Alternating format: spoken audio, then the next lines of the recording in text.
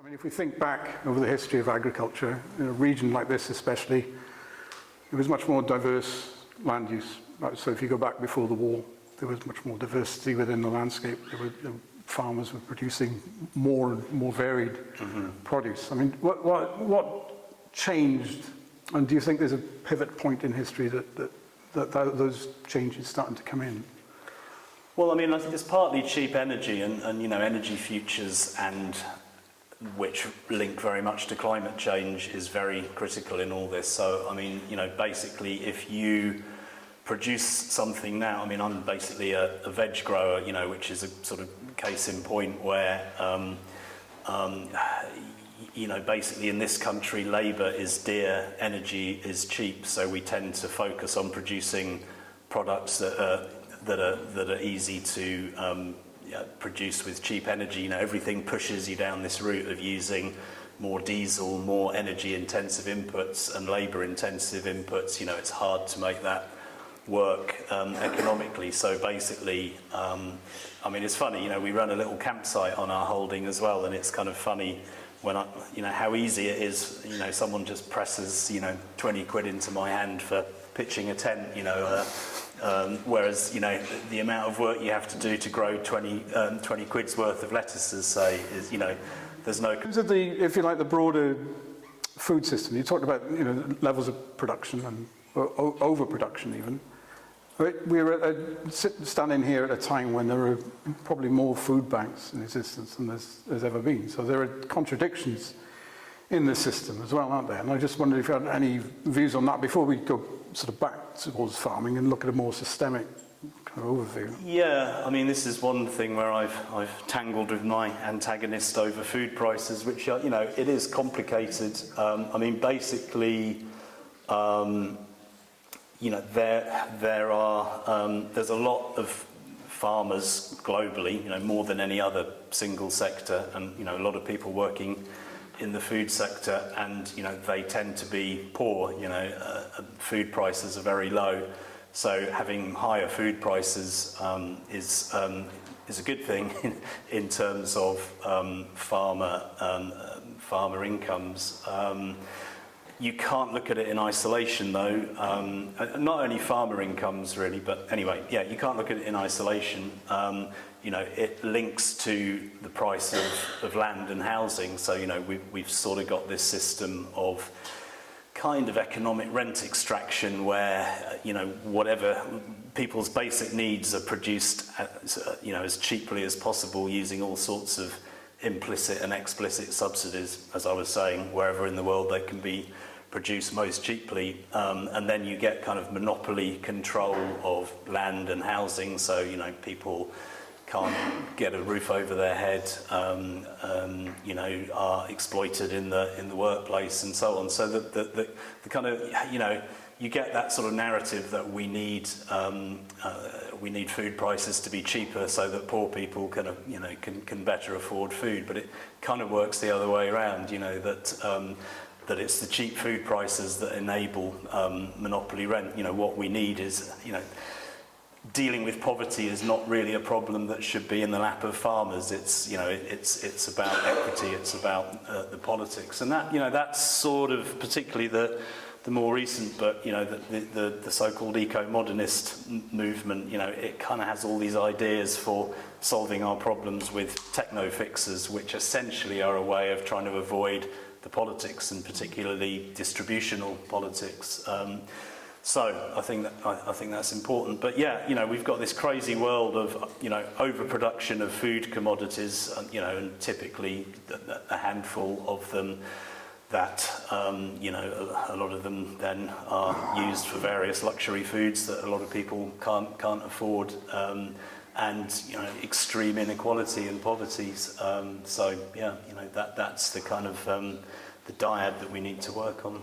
And I mean, there seems to be a lot of awareness of the dysfunction of the food system. I mean, there's a lot of consensus, I think, you know, from everybody involved, from consumers right the way through to farmers and producers. But the number of sort of solutions coming forward seem to be quite limited. So quite often we see, some tinkering with the language, but business as usual, and an increase in the kind of chaos of the food system itself. You've talked about some of the people who put forward solutions. You mentioned eco-modernists, and I just wondered, first of all, could you define that for us from where you're sitting, I suppose? Yeah, I mean, there isn't an official definition or a sort of card-carrying membership, but I mean, it's a loose aggregation of people, mostly media people, and I mean, the way I tend to define it is in terms of 4 things, and it's not, it's very much couched in terms of the sort of bigger forces of global crisis and global political change that we face. So, it tends to be very pro-urban. It's like, more people now famously live in cities than in rural areas. So the idea is that is a kind of baked-in trend. The future is urban, so we have to somehow keep the urban show on the road. That in turn requires high energy. It's a bit of a myth that cities are kind of more energy efficient. They are. I think it was William Rees that said they're entropic black holes.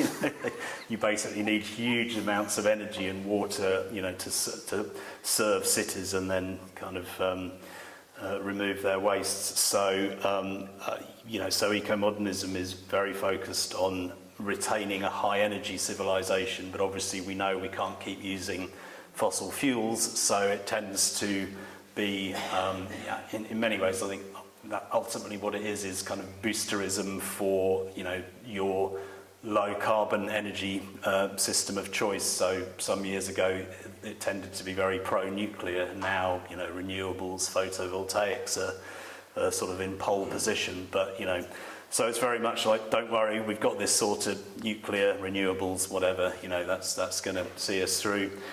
The third thing is it tends to be focused on biotech. So a few years ago it was all about GM crops. Again, the farm-free future aspect of my recent book is, the new idea is so-called alt meat or cellular food, so using bacteria or fungi to produce substitutes for sort of meat or dairy products, and that, that's kind of a big part of my book, is to say this is a really bad idea for numerous reasons. And then the fourth thing is is kind of about nature and biodiversity and the dreaded rewilding debate.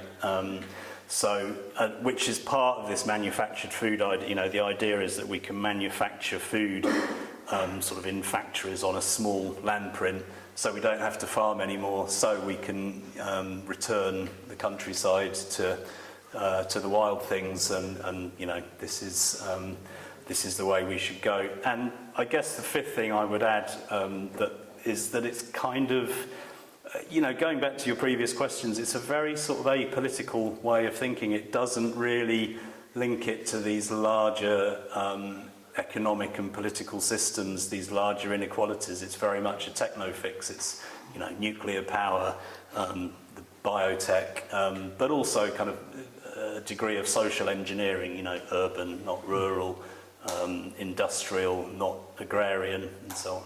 So yeah, that would be a thumbnail sketch. Very thorough, and thank you for that. I mean, the only thing I suppose I would add to it is that they quite often seem to be very top-down in their approach. So they're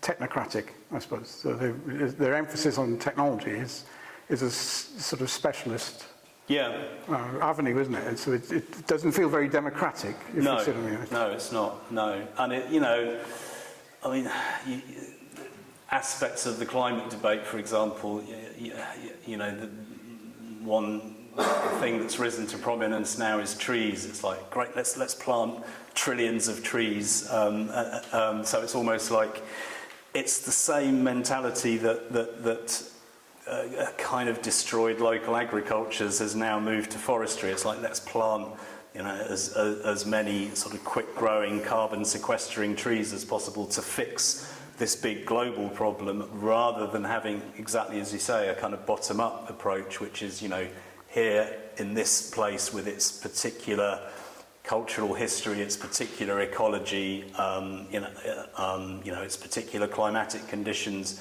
what can we do to diversify local food production? What can we do to feed and clothe ourselves?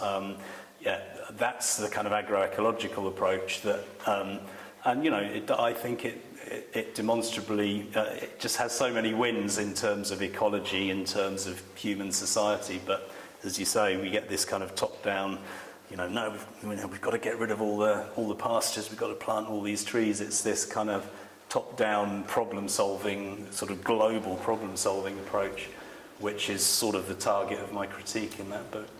It also seems, sort of locked horns of people like Monbiot in debates over rewilding.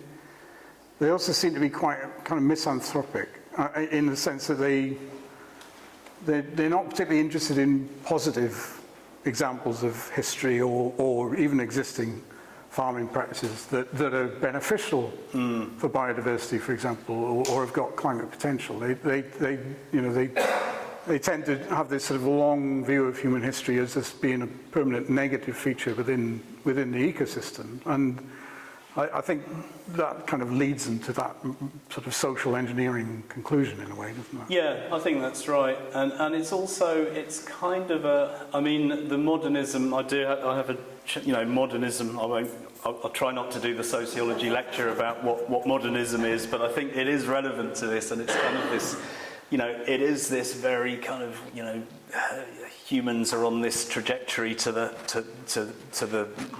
planets, to sort of transcending all our limitations as kind of living, breathing organisms, So there is this element of, the manufactured food idea. I think it appeals to a lot of people because it's almost like food and farming kind of draws us back to nature, to ecology, and as you say, there's a narrative that, and there's definitely some truth in the fact we haven't always been very great at looking after the wild things and local ecologies, but it's almost the sort of ethos of it is that we can sort of escape all that and let nature do its thing, and we're sort of this slightly godlike creatures floating above it all in our cities with our microbial food and buying a ticket on Elon Musk's rocket to wherever, so there is this kind of sci-fi progress mindset around it all, which I think is I just think it's really problematic, and we actually need to go the other way and ground ourselves local and say, we are ultimately animals, we are, it's Aldo Leopold's famous phrase of being plain members and citizens of the biotic community. So, we need to, I think, sort of embrace that, make our living locally, sort of, understand our place in local ecologies. That's what it's about. Well, let's try and put a bit more sort of flesh on the bones for your perspective on the solutions then. So if eco-modernism is a, let's just call it a false solution, shall we? Let's get it out of the way. But what you're talking about with agroecology, regenerative agriculture and other things is the real solution. What does that look like to you? How would you describe agroecology? Solutions, it's always the hard bit, isn't it? The solutions. Put you on the spot. Sorry. I think,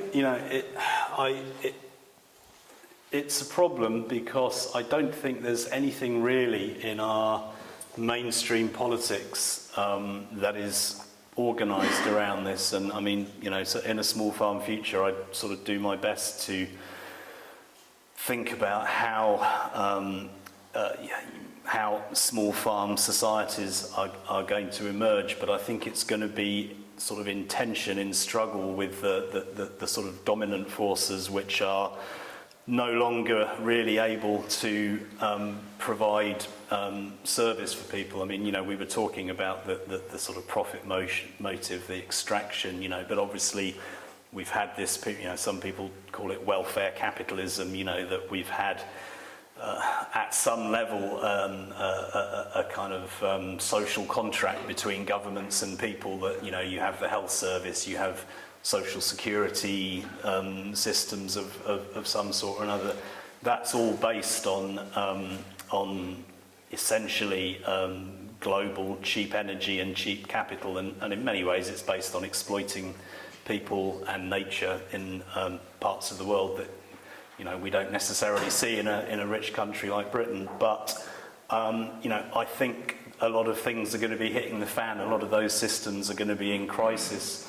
So my best argument really is that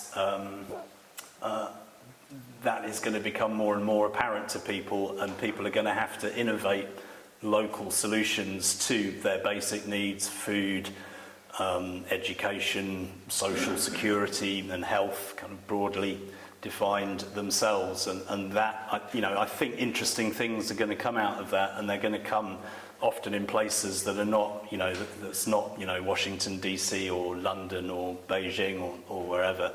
But it's not an easy process, and we don't really have a kind of a kind of obvious political vehicle for it right now. So I think in many ways it's going to emerge out of crisis. But I think that's, you know, I kind of get criticised quite a bit by some of the people that I talk about, you know, for sort of being this dreamy romantic who wants to sort of turn the clock back and return to a peasant society. And I mean, that's part of this modernist problem, that we have this terrible notion of progress, of going forward, that back is bad. And, you know, I think we need to get out of that mindset. But that doesn't mean that, you know, that I want to sort of pretend that the last couple of 100 years never happened and live like, you know, pre-modern peasantries. I do think there's a lot we can learn from people who have lived in the past in low energy local ways. So I'm not, you know, I don't want to be disdainful of past peasantries, but it's not, you know, it's not about that. I think it is the kind of positive sell is, you know, do you want to have more food autonomy? Do you want to sort of have more power over, you know, the food that you eat, and you know, the kind of livelihoods that you can generate? And I think, you know, so much of that has sort of been taken away from us and sort of abstracted upwards. So, you know, if I try and sort of steel man, as they say, the eco-modernist argument, they would say, look, we're so far down this route now, there's no possibility of, you know, having a nice little sort of local agroecological small farms, and you know, maybe there's something in that, but I'm just not convinced that, you know, their sort of technocratic, top-down, high-energy approaches, I don't see that they're going to work in the long term. And that's even more scary if we haven't, you know, built up local capacity, built up our local sort of food system. So, you know, you know, I mean, it sounds kind of naive or silly, but I just think anything that anybody can do locally to sort of get involved, take an interest, produce food, connect with other people who are producing food, kind of get outside of these kind of global commodity market mechanisms and just start generating, I mean, it's not only about food, but that's our focus here, you know, just start generating those kind of local networks of livelihood production and sort of local human ecology. You know, that's my best answer, I'm afraid. No, I mean, I think that it's a really important answer in the sense that you're looking outside of what's come to be known as conventional farming, aren't you? First of all, you're acknowledging around the world that there are still millions and millions of small farmers. Right. So many of whom are happy to call themselves peasants and organise on that basis through organs like La Via Campesina. Mm-hmm. Yeah. And in fact, in some parts of the world now, we're seeing, in Australia, for instance, there's the sort of new peasant movement that's being informed by Aboriginal culture as well. And in France and Belgium and places like Paysan Nouveau, is part of the problem we have with an agroecological approach. Does it stem simply from the fact that Britain was the first to sort of destroy its peasantry? Yeah, I think it does. Yeah, I mean that's been worldwide really, but Britain was, you know, pretty much the first country to urbanise and industrialise. that has, I mean, Wales is interesting. I mean, I've just read Carwyn Graves' book, Tyr, which I've found absolutely, I don't know if that's the right pronunciation, but... It's tiny.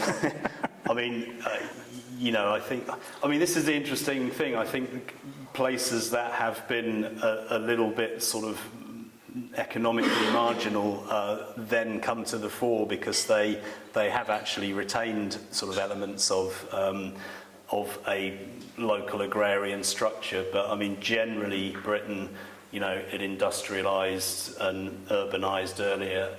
You know, it tends to have quite big farms. It doesn't sort of have so much of that kind of local food traditions and local peasant cultures to build on. So, I mean, I think, you know, we're in quite a bad shape, really, generally, in Britain.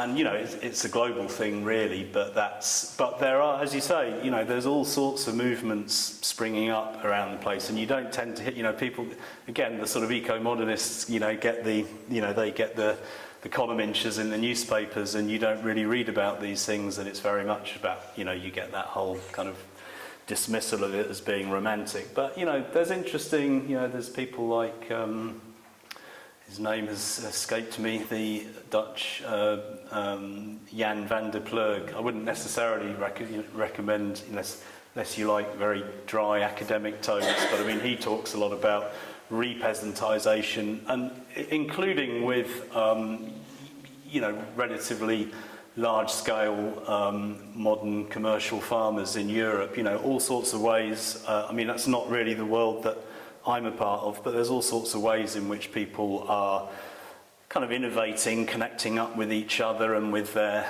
with customers locally, stacking enterprises, just kind of finding ways to sort of get outside of the you know, the sort of meat grinder of larger economic forces. And so, I mean, I do actually think that the sort of large, you know, conventional farmers, large-scale farmers are really critical. You know, they're not critical in our politics because there's not very many of them, but the sort of where they go with land use, I think, is going to be really critical in terms of, you know, these kinds of futures, whether, you know, whether they do sort of get drawn into, you know, more local and ground-up agroecological kind of circuits of exchange, or, you know, whether, you know, the government sort of keeps them sweet and sort of keeps them, you know, or keeps their nose to the grindstone in one way or another. You know, I mean, I think that it's not that I know a great deal about what's going on in the larger farming world, but it, you know, that I think is,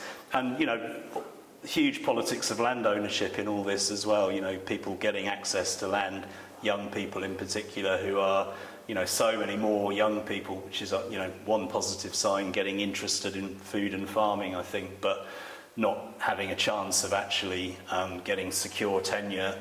So I think, you know, the politics of land and housing and access to land and housing are really critical, which is another, you know, how do we move this? I think we move it through, you know, through a sharper politics of land access, but what that looks like is, you know, I mean, I think there's too many sort of grand plan, you know, when it's very tempting when you write a book to sort of say, you know, and here is my 5-point plan, I've figured it all out, here's my solution, if everyone just does what I say, you know. And I think we do more than ever before have to think about the future. I mean, I've got farm and future in these two book titles. I'll try and write one without that, and, you know, the next one won't have farm and future in it. But, you know, you risk making yourself look stupid by talking about the future, because obviously, you know, we don't know what's going to happen. But, you know, we need to stop assuming, I think, that things are going to work in the same way that they did in the past. We need to have a more future-focused politics, really, because, you know, all of these big crises are sort of barreling towards us, and so all of these things sort of come into the mix. You know, the sort of familiar ways of you know, generating rent from land, inequalities in land access. You know, it's all going to have to change, I think, but it can change in different unpredictable ways, and you know, obviously I can try and, or anyone can try and formulate how they would like it to change. The challenge is for us to, you know, come together in our local communities and in wider politics to try and sort of push that change. But we're, you know, it's such a low base we're at the moment relative to where we need to be, I think. But does that low base give us actually, I mean, kind of ironically, more cause for optimism? Because if we look at the mainstream and the way that that's trying to deal with the crisis of the food system or climate crisis or those sorts of things, they're very often just business as usual, painted in different ways. Whereas every time we connect with something on the ground, or look at sort of bottom-up approaches, or community-based or local-based, that sort of stuff, actually it's a much richer environment, and it feels, to me anyway, every time I've been involved in local campaigns across, you know, multiple issues and with multiple different groups, some of which are conflicting, it feels more optimistic. And I just wondered if you're an optimist based on your perspective, and that's, after you've finished that really difficult question, we'll open up to the floor. I mean, I suppose I try and avoid I mean, I have hope. I think if you don't have hope, then, you know, why get out of bed in the morning? You know, I'm not optimistic in the sense of, you know, you see these various crises barreling towards you. You know, why would you be optimistic? Sort of about. But I agree that you know, out of crisis does emerge new possibilities, and I do think that is the what we've got to sort of grab hold of. And I agree with you in terms of, you know, in some ways, I suppose I got back into the kind of more of the social science stuff, having been a market gardener, veg grower for a few years. I was like, why is it so difficult to make money out of this? Why can't I sell these onions for a kind of living? And I kind of knew the answer, but it's quite personal when you're actually the person growing them, you know. So that kind of led me to write these books, I guess. But there is something, you know, really fundamentally positive about producing food and inhabiting a landscape, feeling yourself part of an ecology, and you know, people connect with that. You know, we have a little educational project on our land for kids who are, you know, they're sort of kids who are getting in trouble at school. They're sort of kids that basically don't want to sit in the classroom all day, and as soon as they come out and start doing something practical on the land, you're like, you know, these are supposed to be the naughty kids, you know. So you get this narrative all the time that, you know, nobody wants to work on the land, you know, we all want to eat manufactured food or whatever, and it's not really true, you know. So in that sense, yeah, I do feel hope that when people connect with each other and with nature and with land, you know, the productive capacities of land, I think good things happen, and God, we need to make them happen. Perfect. Thank you very much, Chris. That's brilliant. Thank you very much. Thank you.